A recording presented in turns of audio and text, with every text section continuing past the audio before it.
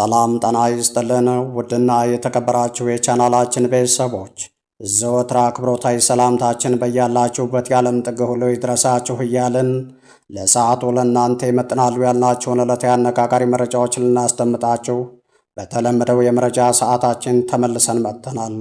ውድና የተከበራችሁ የቻናላችን ቤተሰቦች አብራችሁን ስትቆዩ ቻናላችንን ላይክ፣ ሸር፣ ሰብስክራይብ እና ኮሜንት በማድረግ የከበረ ድጋፋችሁን ታሳዩን ዘንድ በአክብሮት እየጠየቅን በቀጥታ ወደ ዕለቱ አነጋጋሪው መረጃችን አመራን።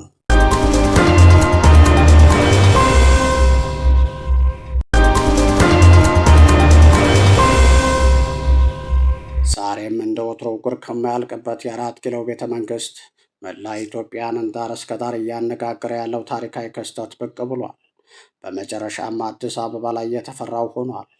ከመቀሌ እስከ ሞያሌ፣ ከሐረር እስከ ባህር ዳር፣ ከአፋር እስከ ጎንደር የበርካቶችን ትኩረት የሳበው ጉዳይ አዲስ አበባ ላይ ፍጻሜውን አግኝቷል።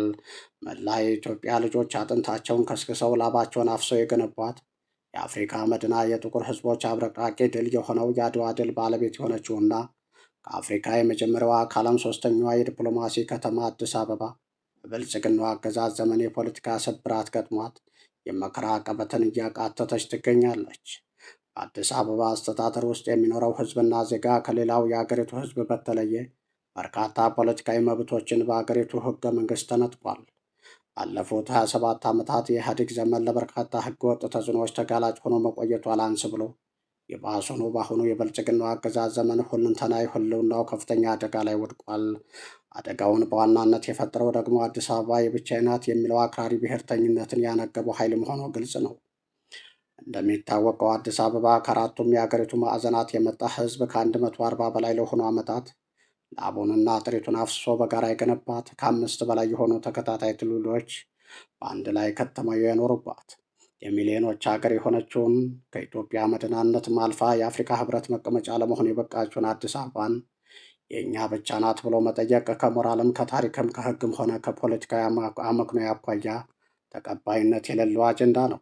ባለፉት 8 ዓመታት የብልጽግናው አገዛዝ ዘመን በአዲስ አበባ ጋሞች በማንነታቸው ተለይተው ሲገደሉ፣ የትግራይ ተወላጆች በጅምላ ከስራ ሲባረሩና ሲታሰሩ፣ አማራዎች ተለይተው ቤታቸው ሲፈርስና ወደ ከተማዋ እንዳይገቡ ሲታገዱ፣ መስጂዶችና አብያተ ክርስቲያናት በቡልዶዘር ሲፈርሱና በአጠቃላይ ኦሮሞኛ ተናጋሪ ያልሆኑ ዜጎች የማይኖርባት አዲስ አበባን የብልጽግናው አገዛዝ ለመፍጠር እንደ ቀብር አፈር እየተጣደፈ የፈጠረው የፖለቲካ ስብራት በርካቶችን ለስቃይና ለእንግልት ዳርጎ ቆይቷል። የሆነው ሆኖ በዛሬው ዕለት አብዮተኛው የአዲስ አበባ ህዝብ በይፋ በብልጽግናው አገዛዝ ላይ ሰይፉን መዞ እንዲህ ሲል መልእክት አስተላልፏል። ይህ ትውልድ በታሪኩ ከዚህ ጉዳይ በላይ ቅድሚያ ሊሰጠው የሚገባ በጋራ ተባብሮ ሊቆምለትና በጋራ ሊሞትለት የሚገባ ሌላ አሳሳቢ አጀንዳ በአሁኑ ወቅት ሊኖረው አይችልም። የብልጽግናው አገዛዝ ለህዝብ ያለው ከፍተኛ ንቀት በአስቸኳይ መቆም አለበት።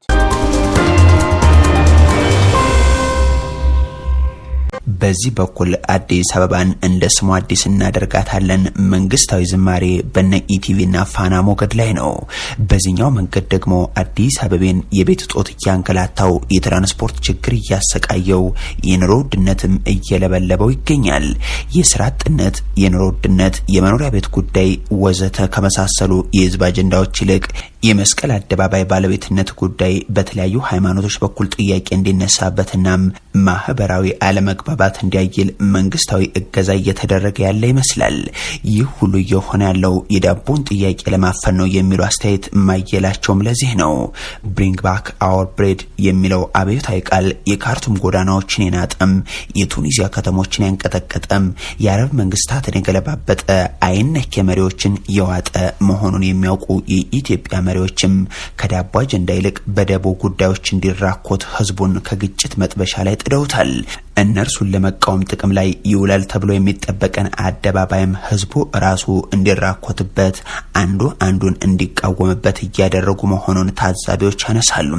የምግብ ዘይት 1000 ብር ሲገባ የውጭ ምንዛሬ አውጥቶ ከውጭ እንዳስገባ አካል ሳይሆን እንደ ተራ ዜጋ ፌስቡክ ላይ አይቶ እንደደነገጠ መግለጫ የሚሰጥ፣ ገዝቶ ያስገባው ዘይት ከገበያ ጠፋ ሲባል የችግሩ ምክንያት ከሚኒስቴር ሲነገር የሚለያይ፣ አንዱ ሚኒስቴር 40 ሚሊዮን ሊትር ሚኒስቴር ዘይትን በፍጥነት ልገዛ ነው ሲል ሌላ ሚኒስቴር ደግሞ እንዲህ አይነት ስምምነት አልተፈጸመም የሚልበት፣ የምግብ ዋጋ ተወደደ ሲባል በጠቅላይ ሚኒስትር ደረጃ ቅጠላ ቅጠል ላይ ባቄላና ጨው ጣል አድርጋችሁ ሲሆን ዋና ምግብ ሳይሆን ደግሞ ስታርተር ምግብ አድርጉት የሚባልበት ሀገር ሆኗል።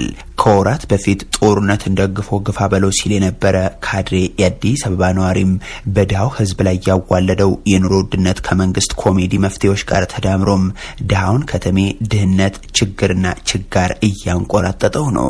የ4,000 ብር ደሞዝተኛ የመንግስት ሰራተኛም በ1,500 ብር ገንዘብ የተቀጠረች አንዲት የጽዳት ባለሙያም አንድ በ2,000 ብር የተሰማራ ጥበቃም ፓስቲና ሳምቡሳ በጎዳና ላይ ሽጣ ራሷና ቤተሰቧን የምትደጉም አንዲት የአዲስ አበባ ነዋሪም ምኑን ከምን አድርጋ እንደምትኖር መላቀጡ በጠፋባት በዚህ ወቅት ገዢው ፓርቲ ግን ድግስ ላይ ነው። በከተማችን ኑሮ ተወደደ፣ የምናገኛትን ሰርተን እንዳናድር እንኳን መብራት ይጠፋል፣ የቤት ኪራይም አስመረናል ለሚሉ የአዲስ አበባ ነዋሪዎች ከመንግስት የተሰጣቸው ምላሽ ግን ከተማውን ለቃችሁ ገጠር ግቡ የሚል ነው። አሁን ባለው ተጨባጭ ሁኔታ ኢትዮጵያ ውስጥ የከተማ ነዋሪ ከመሆን ወጣ ብሎ በትንሽዬ ጎጆ መኖር ጤነኛ ቤተሰብ ይፈጥራል። ከተሜነት የሚፈለግበት ዋናው ምክንያት ለኢንፍራስትራክቸር ነው፣ ለመሰረተ ልማት ነው። መንገዱ ችግር ያለበት፣ ቤቶች ችግር ያለባቸው፣ መብራት ውሃ ችግር ያለበት፣ ስልክ ችግር ያለበት ከሆነ ምንም አስፈላጊ ያለውም ከተማ መኖር። ቅርብ ለቅርብ ሆነን መብራት እናገኛለን ያለ ሰው ቅርብ ለቅርብ ነው የማያገኝ ከሆነ ትርጉም የለውም። አዲስ አበባዎችም እንዲህ ያሉ ንግግሮችን እያደመጡ በኑሮ ውድነት ጥፍሮች እየተቧጨሩ ቀጥለዋል። ነዋሪዎችን አንገት ካስደፈው የከተማ አስተዳደሩ ጉዳዮች አንዱ የመኖሪያ ቤት ችግር ነው። ከተማ አስተዳደሩ የሰሜኑን ጦርነት ተከትሎ የታወጀውን የአስቸኳይ ጊዜ አዋጅን ተገና አድርጎም አከራዮች በተከራዮች ላይ ገንዘብ አትጨምሩ ብሎ ያወጣው አስገራሚ አዋጅ አሁን ተጠናቋል። የየዕለት ዕለቱን የሚያስበው የሀገሪቱ መንግስት ይህንን አዋጅ ሲያወጣም አዋጁ በተነሳ በማግስቱ የሚያመጣውን ጣጣ አስቀድሞ ማስላት አቅቶት አሁን በከተማ የኪራይ ቤት ዋጋ ሰማይ እንዲደርስ አድርጎታል። መንግስትም ኮንዶሚኒየም እየገነባው አልቀጥልም ብሏል። መንግስትን ተማምኖ ቤት አገኛለሁ ብሎ የተመዘገበውን ከ900 ሺህ በላይ ዜጋና እየቆጠበ ለቆየው ህዝብ ይህ እንደ ክህደት የሚቆጠር ቢሆንም መንግስት ሆይ ምን ብበድልህ ነው ስቃያችንን ማብዛትህ ብሎ የጠየቀ ግን እስካሁን የለም። አስገራሚው ነገር ኑሮ ተወደደብንና ምን እናድርግ ለሚለው የከተሜ ጥያቄም ከተማውን ለቃችሁ ገጠር ግቡ የሚል ምላሽ ያለው መንግስት በቀደመው መንግስት ዘመን የተሰሩ ቤቶቹን ለሽማምንቱና ላልቆጠቡ የእርሱ ምንደኞች አድሎም ይህንን ቤት የገነባውን የቀድሞ አለቃውን በየሚዲያዎቹ ሲያብጠለጥል መዋሉ ነው ይላል። አንድ ሲቆጥብ ኑሮ እድሉን ሲጠባበቅ የከረመ አዲስ አበባም አሰራሩ ለሀብት ብክነትም ሆነ ለሙስና የተጋለጠ ቢሆንም የቀደሙ መንግስት 200 ሺህ የሚደርሱ የጋራ መኖሪያ ቤቶችን ሰርቶ ለነዋሪዎቹ ሰጥቷል። እጣ ያልወጣባቸውን ደግሞ የብልጽግናው መንግስት ለካድሬዎቹና ለደጋፊዎቹ እንዳደለ ተረጋግጧል። በጅምር ላይ ያሉትን የኮንዶሚኒየም ህንፃዎችንም ራሱ ቆጣቢው ይጨርስ የሚል አማራጭ ቀርቦለታል። ኮንዶሚኒየም ተጀምሮ 70% 80% ደርሷል። ለምንድን ነው ግለሰብ ወስዶ የማይጨርሰው? ለምንድን ነው የመንግስት ዕዳ የሚሆነው? እኛ ቦታውን አግኝተን የተወሰነ ከገነባን በኋላ ፊኒሺንግ ከሆነ ለምን አይጨርሰውም ሰውየው? ይህ ጥያቄ ባመር መች ጠላሁ ያለችውን የዝንጀሮ ታሪክን ያስታውሰናል። የአዲስ አበባ ነዋሪ ህንፃ የመገንባት አቅም ቢኖረው ቀድሞውንስ መቼ መንግስትን ቤት እንዲገነባለት ወደ ቁጠባ ይገባ ነበር የሚል አስቆዛሚ ጥያቄን ክብርነቶ ሆይ የቤቶች ልማት ፖሊሲ የመጣው እኮ በዝቅተኛና መካከለኛ ገቢ ላይ ያሉ ነዋሪዎች ካላቸው ገቢ ላይ ቆጥበም የቤት ባለቤት እንዲሆኑ ነበር። የቀድሞው የኢህአዴግ ፓርቲን ንብረት የወረሰው መንግስቶ ይህንን ፖሊሲስ አላወረሰውት? ምንም ፎቅ መገንባት የሚችል አዲስ አበባ ካለ ላለፈው 17 ዓመት ከሌለው ላይ እየቆጠበም የመንግስትን መዳፍ ለምን ሲመለከት የከረመ ይመስሎታል የሚሉ እልፍ ጥያቄዎችን ማንሳት ይቻላል። በነገራችን ላይ የጋራ መኖሪያ ቤት ግንባታ ዋና ዓላማው በዝቅተኛና መካከለኛ ገቢ ላይ ያሉ ነዋሪዎችን የቤት ባለቤት ማድረግ ብቻ አልነበረም፣ የሀገሪቱን ቁጠባ ማሳደግም ጭምር እንጂ የስራ ዕድል መፍጠሪያና የሀገር ውስጥ ገንቢዎችን ብቃት ማጎልበቻም እንዲሁም።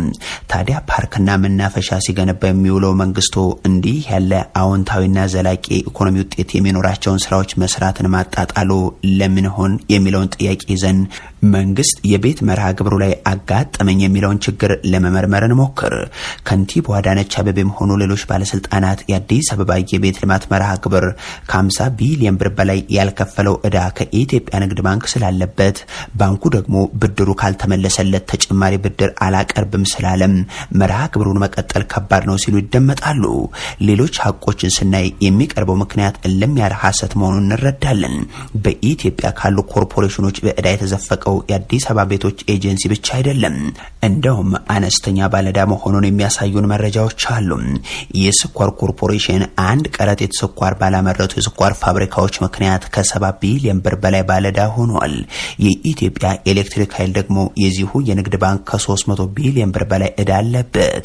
የብረታ ብረትና ኢንጂነሪንግ ኮርፖሬሽን እንዲሁ በቢሊዮን ብሮች የንግድ ባንክ ዕዳ ተሸክሟል።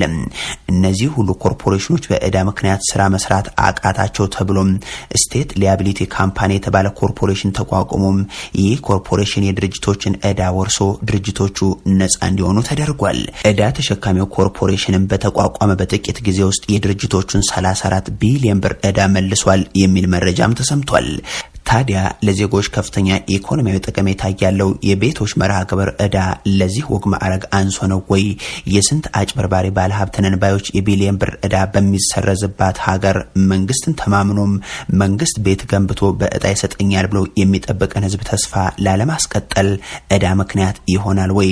ደግሞስ የኢትዮጵያ ንግድ ባንክ መንግስት ፖሊሲን የማስፈጽምበት ነው እያለ የፖሊሲ ባንኬ ነው ይለን የለም ወይ?